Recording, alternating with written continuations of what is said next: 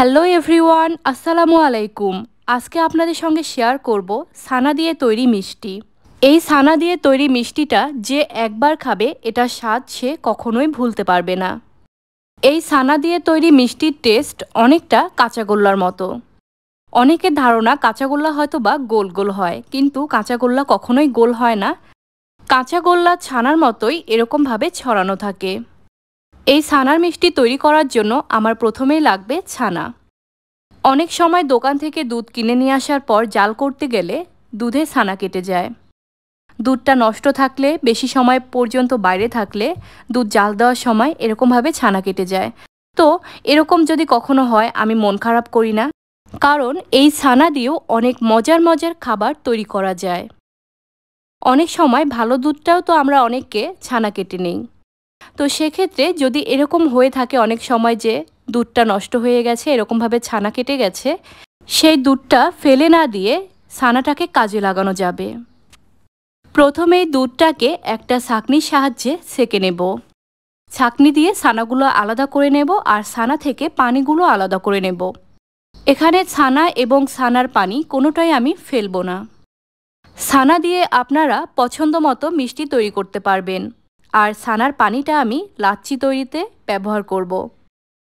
খাঁটি দুধের কারণে 1 লিটার দুধ থেকে আমি এখানে অনেক বেশি পরিমাণে ছানা পেয়েছি। এবার এখানে যেই পানিটা আছে, এই পানিটা আমি মাঠা, লাচ্ছি, ঘোল এইসব তৈরিতে ব্যবহার করব। এখন থেকে দুধ যদি নষ্ট হয়ে যায় তাহলে আশা করছি কেউ আর ফেলে দেবেন না। এবার আমি কড়াইয়ে দিয়ে দেব 1 টেবিল চামচ ঘি, দিয়ে দেব 2 টুকরো দারচিনি আর 3 টুকরো এলাচ। ঘিয়ে সামান্য একটু মশলাগুলোকে ভেজে নেব। মশলাগুলো হালকা করে ভাজার পর এখানে অ্যাড করে দেব ছানাগুলো। দিয়ে দেব স্বাদমতো চিনি।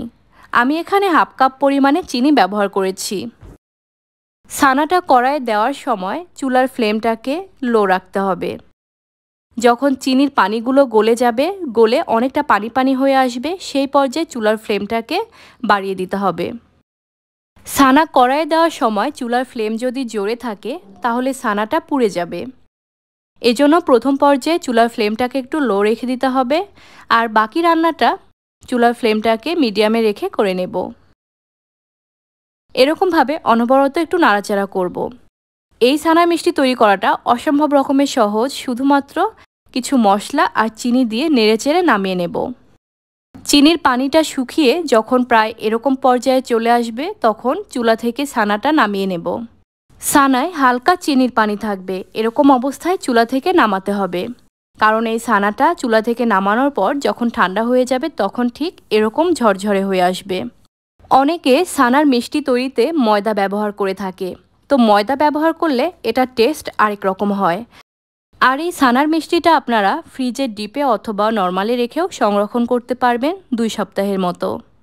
এভাবে নষ্ট হয়ে যাওয়া দুধটাকে আপনারা কাজে লাগাতে পারেন।